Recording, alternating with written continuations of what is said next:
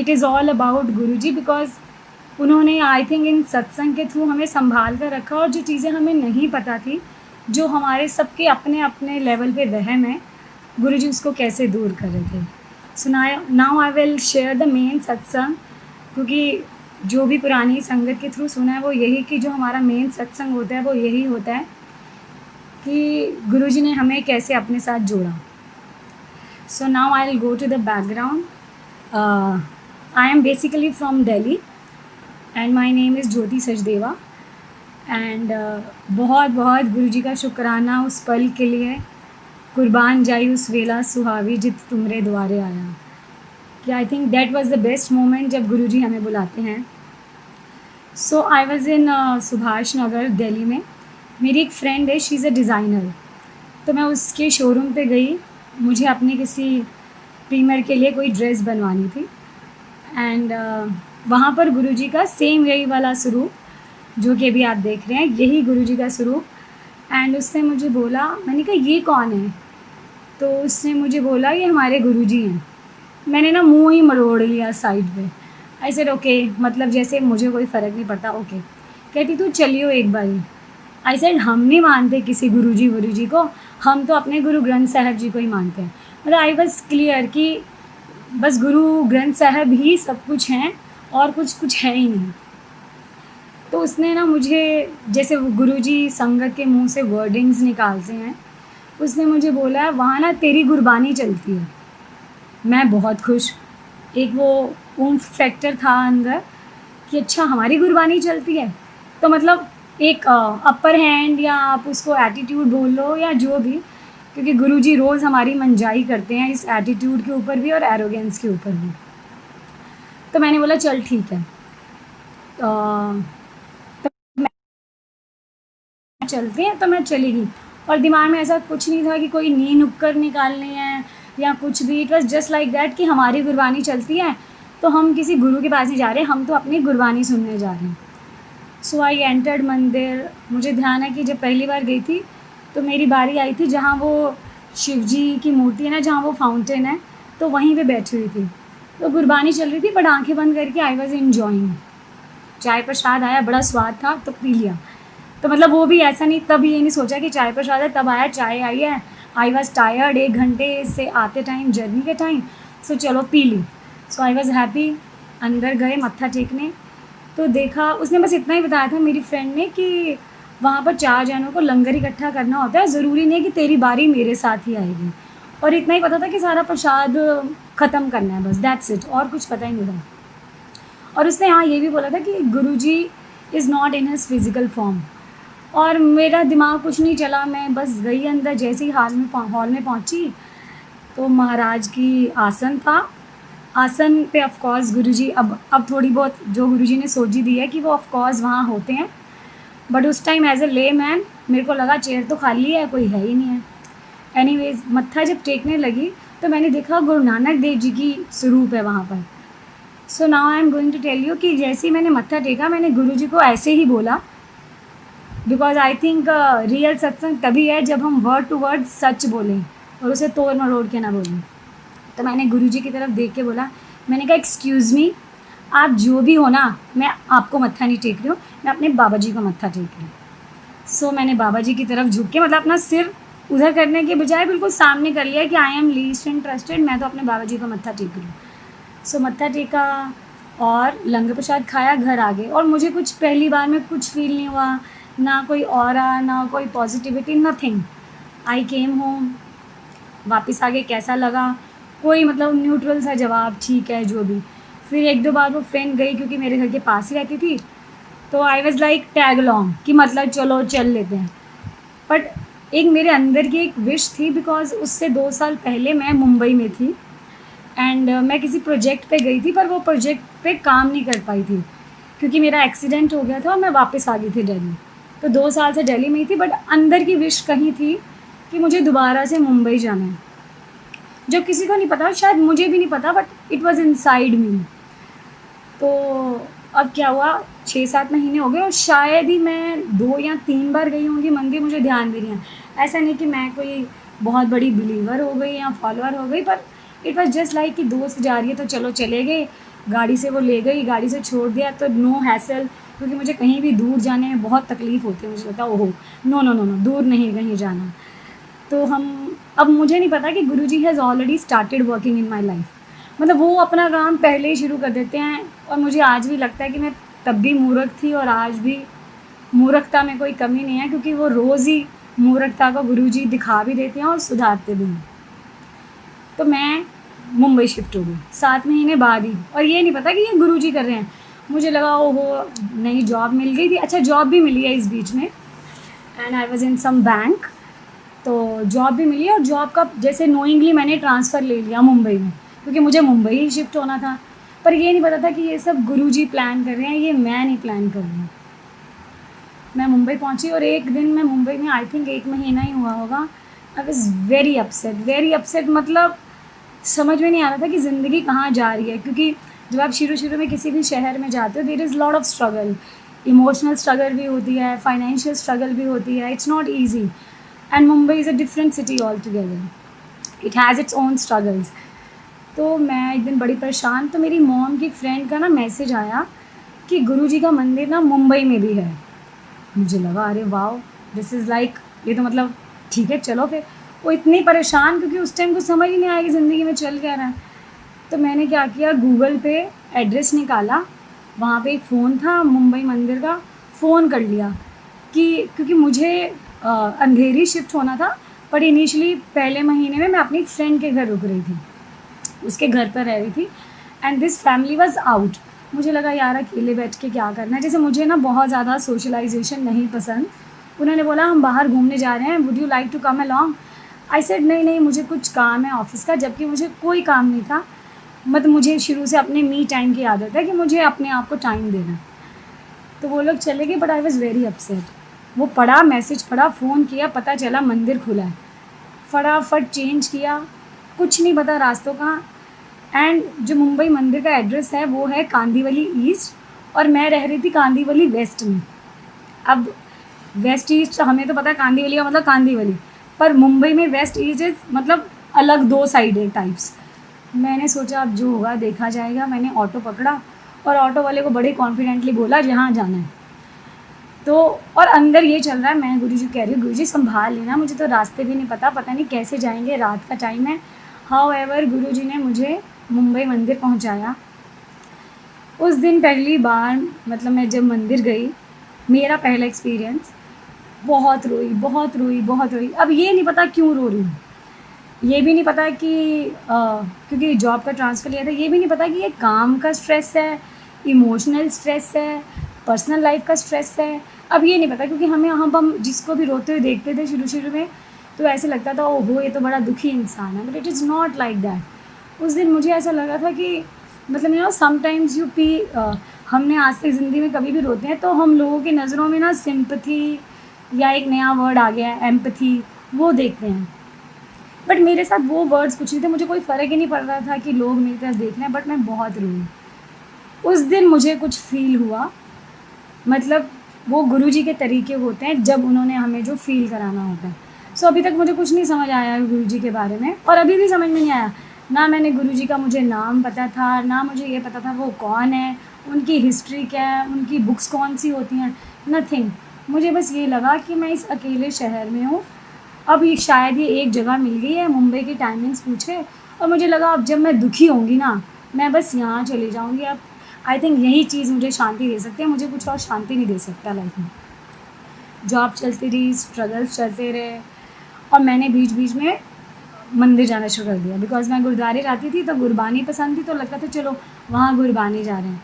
And to be honest मुझे वहाँ का लंगर प्रसाद भी बड़ा स्वाद लगता था, क्योंकि मुझे कभी कुछ लाइफ में कुक करना नहीं आता, और शुरू से डाइट पे रहती हूँ, तो I was very happy making my omelette, making my dal chawal, बिल्कुल ही जमा ही बेसिक।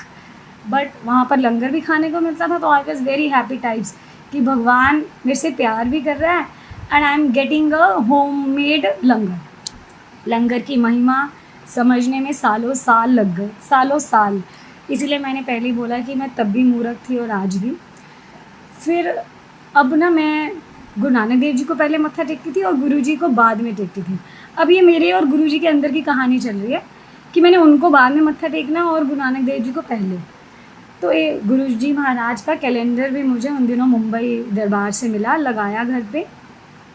तो गुरुजी को बोलती थी, गुरुजी मुझे लगता है कि मैं आपको ढंग से ना, मतलब ढंग से आपको पूज नहीं पा रही हूँ, मतलब I am not able to connect with you, क्योंकि मैं तो आपसे कनेक्ट ही नहीं करती, मैं तो अपने बाबा जी से कनेक्ट करती हूँ। So I would like to tell here कि गुरुजी एक्चुअली में इतने भोले हैं कि मतलब वो सिर्फ हमारे शक दूर करने के लिए हमारे पास बताने के लिए आ जाते हैं कि मूर्खो थोड़ा उठो।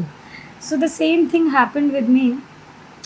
गुरुजी ने मुझे टेलीपैथी में बताया कि मैं शीशगंज गुरुद्वारे में हूँ। शीशगंज गुरुद्वारा इज़ इन दिल्ली और मैं मुंबई में हूँ उस टाइम, जब मालिक ने ये टेलीपैथिकली बताया कि, और मैं ना टेलीपैथी में ही देख रही हूँ कि बाबा जी की भीड़ कहाँ है और गुरुजी की सीट कहाँ है, मतलब गुरुजी कहाँ बैठे हों।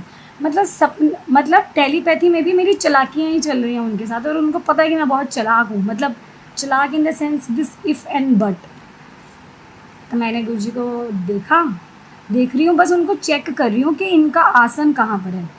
तो शीशगंज गुरुद्वारे में गुरुजी बताते हैं कि वहाँ पर जहाँ पे भीड़ लगी होती है बाबा जी की, उसको हम तांबा कहते हैं। सो वहाँ पर गुरु महाराज की भीड़ है, और नीचे जहाँ पर रागी जी पाठ करते हैं उसी स्टूल, मतलब वो एक जगह होती है, एक प्रॉपर जगह बनाई जाती है रागियों के लिए, वहाँ पर गुरुजी महाराज बैठ के सबको प्रसाद दे रहे हैं। और मैं उनको दूर से चेक कर रही हूँ, मतलब मैं गुरुजी को चेक कर रही हूँ, देखिए आप मेरी मूर्खता, और कि गुरुजी मेरे गुरु ग्रंथ साहब जी से ऊपर बैठे हैं या नीचे बैठे हैं, सिर्फ आसन का मैं चेक कर रही हूँ। तो गुरुजी मुझे आंखों से बोलते हैं, आप देख ला मैं थल्ले ही बैठा है। उस दिन मैंने इतना रोई, उसके बाद टेलीपैथी के बाद मैंने कहा गुरुजी आप इतने क्यूट हो कि मतलब मुझे समझाने के लिए आप यही बोल रहे हो कि ये ले तू खुश हो जा, जबकि गुरुजी इज़ सो सिंपल। मेरे पास तो उनके लिए कोई वर्ड्स ही नहीं है, क्योंकि हमने जैसे जो वीडियोस देखी हैं गुरुजी की, वो इतने हम्बल हैं कि लोग उनके ऊपर हार पे हार डाली जा रहे हैं, और गुरुजी तब भी स्माइल कर रहे हैं। मतलब कुछ वो है ही नहीं, मतलब कि ये जैसे आँखों पे एक मालिक आपके पर्दा डाल देते हैं, जो भी मतलब पुरानी संगत के हिसाब से हमने सुना है। तो गुरुजी ने मुझे वो दिखाया शायद जिसकी मुझे ज़रूरत थी। तब मुझे लगा कि ही इज़ समथिंग, तब भी ये नहीं लगा कि ये भगवान है, मुझे लगा भाई कुछ तो बात है गुरुजी में। एंड देन एक प्यार शुरू हो गया कि ओके आपने मेरी बात मानी, कि मुझे दिखा दिया कि आप कौन हो, तो अब मैं आपकी बात मानूंगी। बात मानने का मतलब मेरा ये था कि ओके अब मैं आपको मत्था टेक लूँगी दिल से, मतलब इतनी ही कहानी। फिर गुरुजी के पास जाती रही। इस बीच में बहुत सारे सत्संग हुए, and the best part about the Mumbai संगत वाज, मेरा टेन्योर गुरुजी ने मुंबई में 3 साल का रखा था, क्योंकि 3 साल बाद मैं वापस आई। पर इतनी मेहर थी कि जाते ही मंदिर मिल गया। मतलब ऐसा नहीं है जैसा आज मैं सुनती हूँ कि पहले मंदिर नहीं था, पर जब मैं पहुँची तो गुरु महाराज ने ऑलरेडी मंदिर खोला हुआ था for me to go there. And इतना प्यार दिया मुझे मुंबई संगत ने। मैंने आज तक मुंबई में 5 साल रही हूँ, मैंने अपनी लाइफ में कोई नाइट पार्टी नहीं करी, जिसके लिए मुंबई मशहूर है कि रात को पब्स में जा रहे हैं, कुछ भी नहीं। मुझे लगता है मैंने अगर कहीं अपनी रातें बिताई हैं तो वो ये बिताई हैं कि 7 to 9 किसी संगत के घर में सत्संग है, और वो सत्संग हम बैठे बैठे पूरी रात निकाल देते थे उस दरबार में, और सुबह उनके साथ लंगर प्रसाद करके, मतलब ब्रेकफास्ट का लंगर प्रसाद करके गुरुजी के साथ घर आ जाते थे। संगत ने इतना प्यार दिया कि उस 3 साल में जो भी मेरा काम प्रोजेक्ट जो भी चलता रहा, बट उस बीच में मेरा कोई और दोस्त ही नहीं बना। संगत ही दोस्त थी और वही फैमिली थी। तो जो रातें अपने घर में नहीं बाहर बिताई हैं, वो वही रातें हैं सिर्फ, अब जब मैं पीछे मुड़ के देखती हूँ, जो गुरुजी के दरबार में बिताई हैं। मतलब उनकी ही उस्तत कर रहे हैं, कभी कोई अपने सत्संग बता रहा है, कभी कोई अपने सत्संग, कि सुबह के 4-5 बज जाते थे, फिर हम सो जाते थे, चलो भी उठो मालिक का शुक्राना करो, लंगर प्रसाद खाओ सुबह का, एंड घर आ जाओ। और वहाँ पर ऐसा था कि हमें होस्ट का ही नहीं पता होता था कि किसके घर में है सत्संग।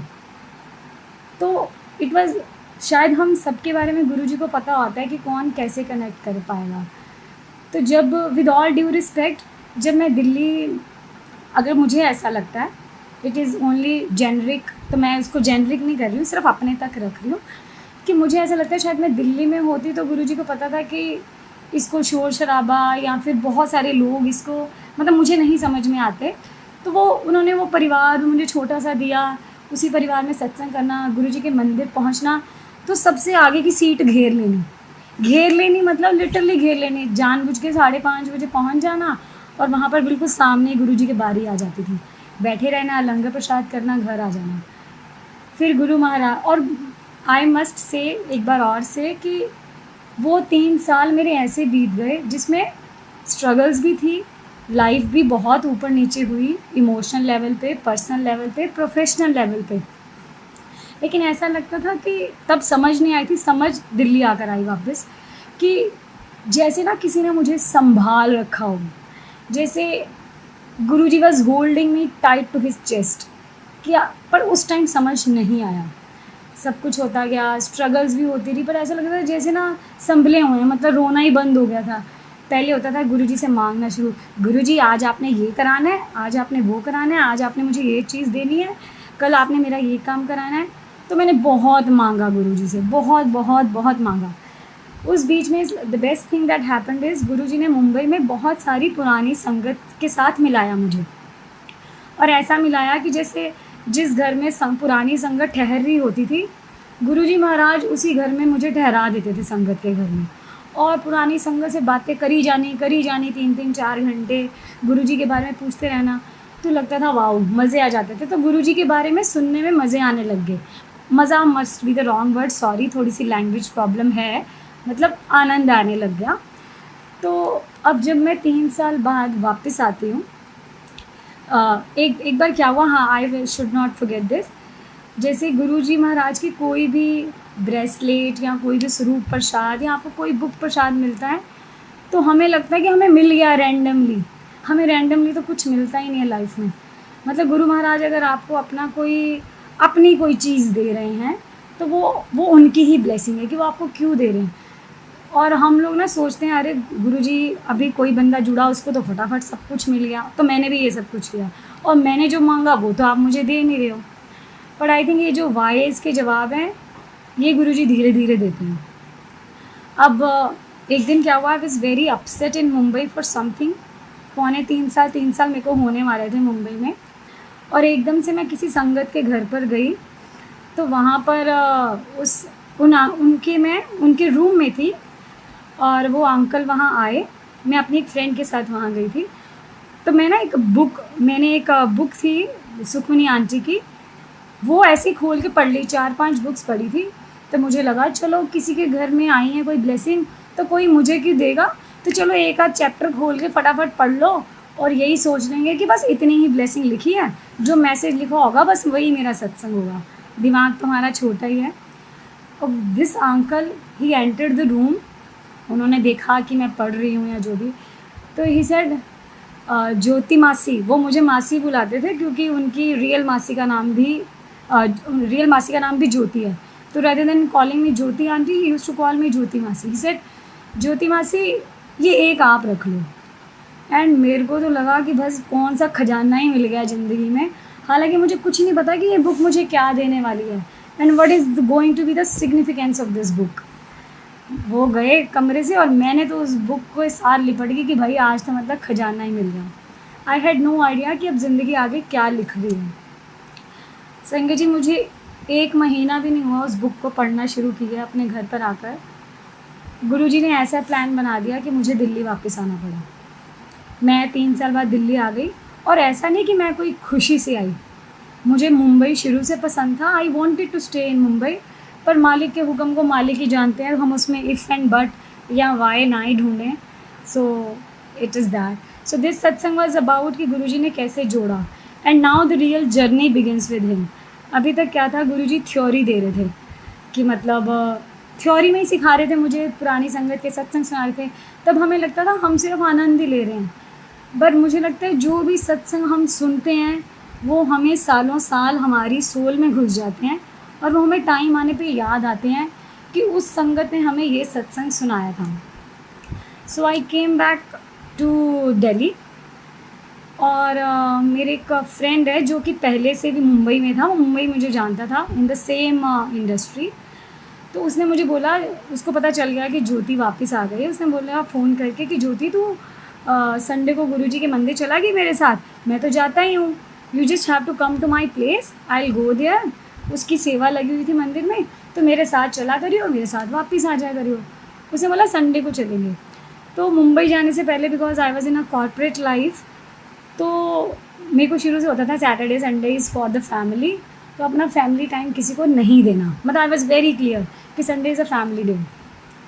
सो the same Sunday what happened is गली में आई थिंक किसी की डेथ हो गई, मम्मी पापा वहाँ चले गए, भाई वॉज नॉट एट होम, उसका दोस्तों के साथ कुछ प्रोग्राम था वो भी चला गया। मैं अकेली घर पे लेटी हुई हूँ। मैंने नुसरत जी की वो चलाई हुई हैं, मतलब जो नुसरत जी के गाने चलाए हुए हैं उनके सूफ़ी सॉन्ग्स, और मैं गुरुजी को बोल रही हूँ, मतलब अपने आप से बातें कर रही हूँ, गुरुजी क्या नज़ारे थे ना मुंबई में। एंड देन आई रियलाइज कि मतलब मैं सोच रही हूँ कि this is a family day, and जबकि मेरे साथ तो कोई भी नहीं है गुरुजी के अलावा। I called up that sangat right then and there. I said सुन, कितने बजे निकलना है तुझे मंदिर के लिए? उसने बोला इतने बजे। आई सेड मैं तैयार हो रही हूँ और पहुँच रही हूँ तेरे घर। मतलब जैसे वो गुरुजी ने दिखाना हो कि तू तू मुझे छोड़ रही है, मतलब व्हाट इज़ दिस। कि otherwise also because I was not working जब मैं वापस आई थी, तो मेरे लिए तो मंडे और सैटरडे भी फैमिली डे ही हैं। So when I came, I started going to Guruji on Sundays, and this is no coincidence कि मालिक का दरबार संडे को ही खुलता था 6 से 8, और आज गुरुजी ने 6 बजे का ही टाइम दिया है, संडे का ही टाइम दिया है टू शेयर माई सत्संग। तो जब जाने लगी तो मैंने गुरुजी को बस एक ही बात बोलती थी। जब मैं पहली बार गई गुरुजी के दिल्ली दरबार में बड़े मंदिर, तो मैंने जब मत्था टेका, इस बार गुरुजी को ही मत्था टेका, और गुरुजी को बोला, सिर्फ एक बात मुंह से निकली, कोई इफ़ नहीं कोई बट नहीं, कि आप मुझे मुंबई से क्यों ले आए, जबकि वो क्यों अंदर बहुत ज़्यादा था। मैंने मत्था टेक के गुरुजी को सिर्फ इतना ही बोला, मैंने कहा गुरुजी आप प्लीज़ मुझे हील कर दो। मेरे आंसू निकल आए, और मैंने हर बार जब भी जाना मैंने यही बोला, गुरुजी आप मुझे हील कर दो। टेलीपैथिकली गुरुजी ने मुझे बोला कि तू लोटा लेकर आ। मेरे को लगा कि मंडे को लोटा लेके जाते हैं, मैं मंडे को लोटा लेकर गई, पर मैंने गुरुजी को बोला था कि अगर किसी अंकल ने मेरे से पूछ लिया लोटा ब्लेस करवाते टाइम कि ये किस बीमारी के लिए या क्यों चाहिए, तो गुरुजी हम झूठ बोल देंगे। अब गुरुजी के दरबार में हमारी क्या ही हिम्मत है झूठ बोलने की। सो जैसे ही मैंने अंकल को लोटा दिया, अब उस अंकल ने मेरे से पूछा आंटी ये किस लिए है, क्या बीमारी है? तो मेरे मुंह से निकल गया it's depression, which was I think जो सिर्फ मुझे पता था और गुरुजी को पता था कि मुझे क्या बॉदर कर रहा है। और क्योंकि मैं उनको जाकर झुककर कुछ नहीं मांगती थी, वापस भेज दो, करियर अच्छा कर दो, या पर्सनल लाइफ में जो भी वैक्यूम है वो ख़त्म कर दो, I will only use to say Guruji आप मुझे हील कर दो। तो sangat ji that's a day and today is a day. और मेरी डिप्रेशन की हिस्ट्री रह चुकी है, मतलब सालों पहले मैंने डिप्रेशन की मेडिसिन्स भी खाई हैं, डॉक्टर्स के पास भी गई हूँ, वो जो थेरेपी अपनी बताते रहते हैं सीडी सुनो, म्यूज़िक सुनो तो आप ठीक हो जाओगे, कुछ भी काम नहीं करता इस दरबार में।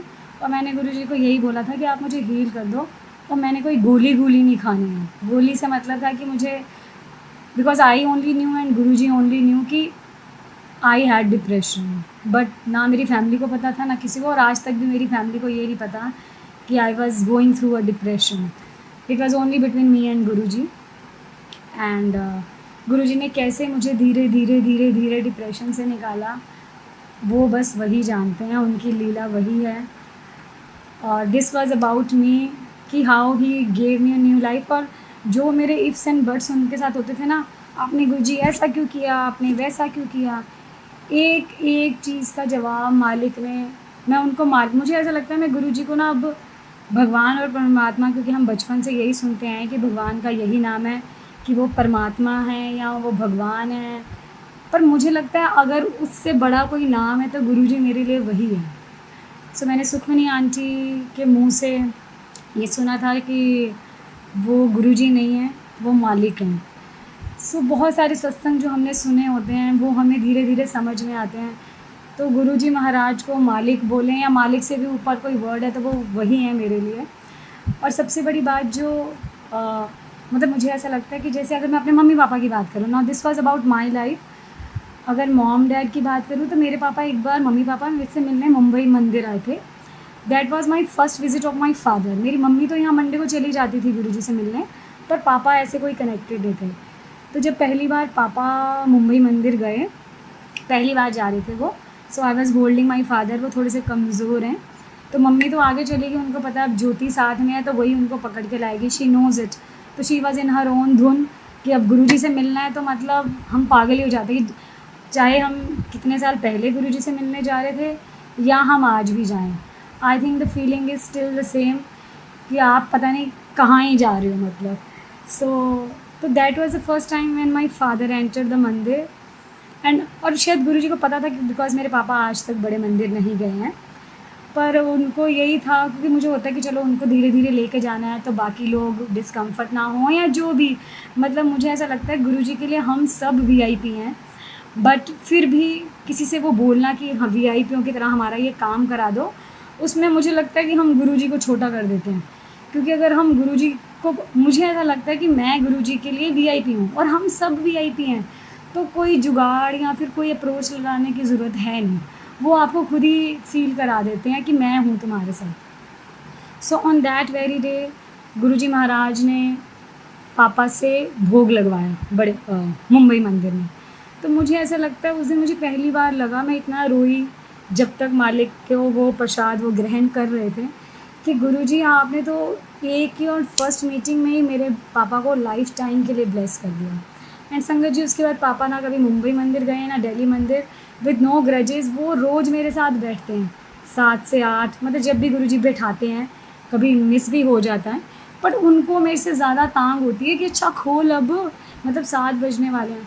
So how Guruji has connected me, mom dad sitting at home, उन्होंने सबको ब्लेस कर दिया है, कितने सारे रिश्तों को तुड़वा दिया है। और जो मेरी उनके साथ नी नुक्कड़ या वाई की आदत थी वो गुरुजी खुद ही ख़त्म कर रहे हैं। मेरे अंदर जितनी गंदगियाँ थी, चाहे वो रिटेलिएशन हो, चाहे वो एरोगेंस हो, चाहे वो सम टाइम डिसऑनेस्टी हो, वो गुरुजी एक एक करके ख़त्म कर रहे हैं। मतलब मुझे ऐसा लगता है जब गुरु महाराज ने बाजू पकड़ी और अब तक इस जर्नी में ऐसा है, मुझे लगता है he has transformed me the way he wanted. जो वो चाहते थे ना वो हमें वो बना रहे हैं। It is not the other way round कि जो हम चाहते हैं गुरुजी हमें वो बना दें, जो वो चाहते हैं ना वो आपको वो बनाएंगे, जो मुझे समझ में आया।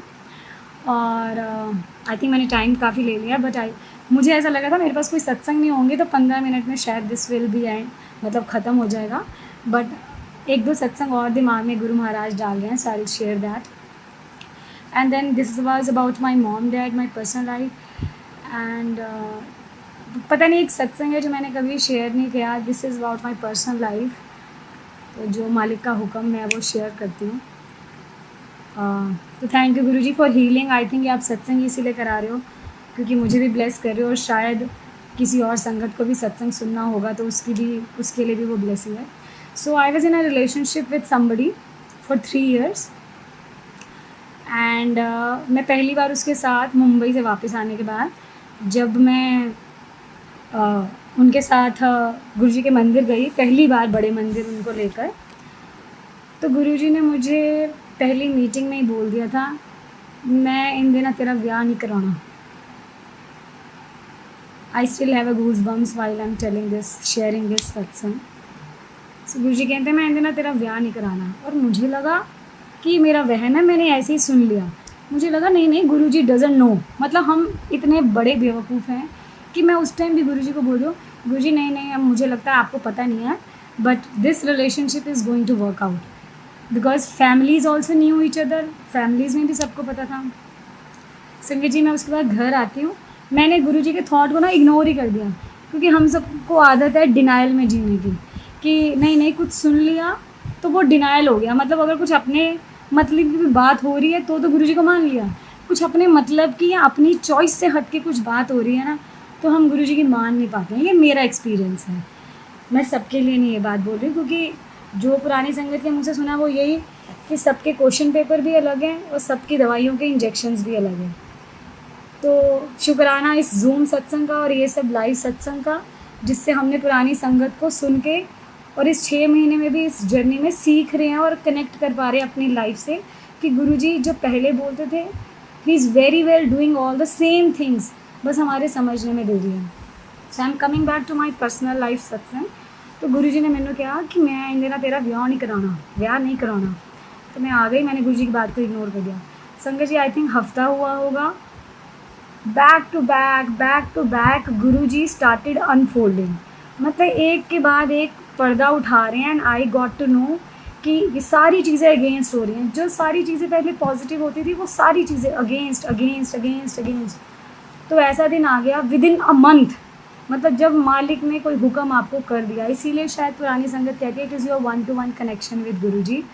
प्लीज़ किसी की बातों में मत आए, कौन क्या कह रहा है, किसका क्या हुक्म, सुनिए सबकी। ऐसा नहीं कि कोई झूठ बोलता है, लेकिन मुझे लगता है हम सबको अगर किसी ने कुछ बोला दिया है, you please sit with Guruji 1-to-1 and ask him कि गुरुजी अगर ऐसा कुछ करना है तो आप मुझे डायरेक्ट करो।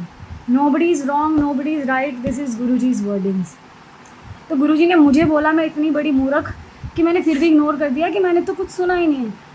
एंड 1 महीने के अंदर गुरुजी महाराज ने वो रिलेशनशिप ही ख़त्म करा दिया। And how he is doing it. और द ब्यूटी इज़ कि मुझे उस 1 महीने के बाद कोई फ़र्क ही नहीं पड़ा, क्योंकि गुरुजी हमें पहले ही प्रिपेयर कर रहे होते हैं कि मेरे हुक्म के बिना, आज भी उनके हुक्म के बिना ना हम किसी से मिल सकते हैं, ये मैं सोचती हूँ, ना हम किसी को फ़ोन करते हैं। मतलब मुझे ऐसा लगता है जो लोग मुझे फ़ोन करते हैं sometimes to give their negativity, Guruji मेरे को उनका फ़ोन ही नहीं उठाने देते। अगर मुझे किसी से बात नहीं करनी और तब भी संगत का फ़ोन आता है तो गुरुजी उस टाइम मुझे संभालने के लिए फ़ोन करते हैं। तो संगत में गुरुजी रहते हैं। आई थिंक ये उन्होंने मुझे सबसे ज़्यादा तरीके से समझाया है कि गुरुजी को अपनी संगत से बहुत ज़्यादा प्यार है। कभी कभी ऐसा होता है कि मैं अपने बारे में बोलूँगी, सबके बारे में, जब हम कभी अपसेट होते हैं ना तो गुरुजी किसी संगत को रैंडमली घर भेज देते हैं और हम उनके साथ गुरुजी की बातें करते हैं, फिर वो चले जाते हैं। बट आई थिंक गुरुजी हमें जो चीज़ें सिखाते हैं या जो हम बोलते हैं वो 0.01% है। 99.9% तो जो गुरुजी एक वाइडर पिक्चर हमारी ज़िंदगियों में सबके साथ जो खेल रहे हैं ना, या जो हमें ब्लेस कर रहे हैं, उस ब्लेसिंग के बारे में हमें पता ही नहीं है कि वो हमें क्या ब्लेस कर रहे हैं। और हम उस 1%, वो जैसे कहते हैं ना कि गुरुजी की आँख उठ जाए तो हमारी ज़िंदगी सुधर जाए, पर वो हमें वो लोटा देते हैं अपने आप को ब्लेस करने के लिए, ताकि हम यही समझें कि हम लोटे से ब्लेस हो रहे हैं। एक्चुअल तो हम गुरुजी से ब्लेस हो रहे हैं, बट हम मोर्टल्स हैं, बेवकूफ़ हैं, हमें समझ नहीं आता। इसी तरह हमें लगता है अच्छा ऐसा हुआ था तो ऐसा हुआ, ऐसा हुआ तो ऐसा हुआ। वो जो सारे ऐसे वैसे हैं ना, हम उसी में घूम के हमें लगता है वाह गुरुजी ने हमें ब्लेस करा दिया, रोटी प्रसाद पे ओम दिखा दिया, इस संगत को हमारे घर भेज दिया, हमें ब्रेसलेट प्रसाद मिल गया, हमें बिंदी प्रसाद मिल गई। वो जो सारे रंग होते हैं वो सिर्फ हमें बताने के लिए कि ये हुआ, पर एक्चुअली में जो गुरुजी पीछे प्ले कर रहे हैं that is a wider picture. And with all this I only want to thank you Guruji, and I really pray कि गुरुजी हम सबको प्लीज़ आप बख्श दो, क्योंकि और ना कुछ मांगना आता है और अब ये भी नहीं पता कि क्या मांगे, क्योंकि पता ही नहीं है क्या मांगे। और मालिक ने अगर खुश होकर दे भी दिया, क्योंकि हम उनको बार बार बोलते थे दे दो। सो आई थिंक वो देना हम बंद ही कर दें तो अच्छा है, बिकॉज जो मालिक को देना है उन्होंने इतना भर देना है, ज़िंदगी में इतने रंग भर देना है कि हमें पता भी नहीं चलना। So I will only end by this कि गुरुजी आप सब बच्चों को, आप पूरी फैमिली को अपने ही रंग में रंग दो, हम सब आपके बच्चे हैं। सो thank you and Jai Guruji Maharaj. And 2 lines for Guruji forever. तू प्रभु दाता दान मत पूरा, हम थारे भिखारी जियो, मैं क्या मांगू किछ थिर न रहाई, हर दीजे नाम प्यारी जियो। Thank you Guruji once again, and Guruji bless us all. Thank you Guruji Maharaj, and I'm sure Guruji आप रोज़ हमारे लिए सज कर आते हो 7 से 8, इन पूरे 6 महीनों में रोज़ सजे हो। मुझे ऐसा लगता है कि गुरुजी हम सबको सजा रहे हैं, सजाना इन द सेंस वो हमें पॉलिश कर रहे हैं कि अब हम जब मंदिर जाएँगे, इतने सारे जो पुरानी संगत के हमने सत्संग सुने हैं, हम अपने में कुछ अच्छा चेंज करके and a better version of ourselves will enter Guruji's mandir and his darbar. So thank you Guruji for polishing us every day. और आप हमारे लिए एक ऐसे टीचर बन जाओ जो हम सबके पीछे सोटी दे के घूमते हैं, सो दैट हमारा बर्तन साफ़ हो जाए, क्योंकि गंदगी बहुत है और बहुत काम करना बाकी है। सो थैंक यू गुरुजी। और हम गुरुजी को ना माने, गुरुजी की भी माने। सो थैंक यू। जय गुरुजी महाराज।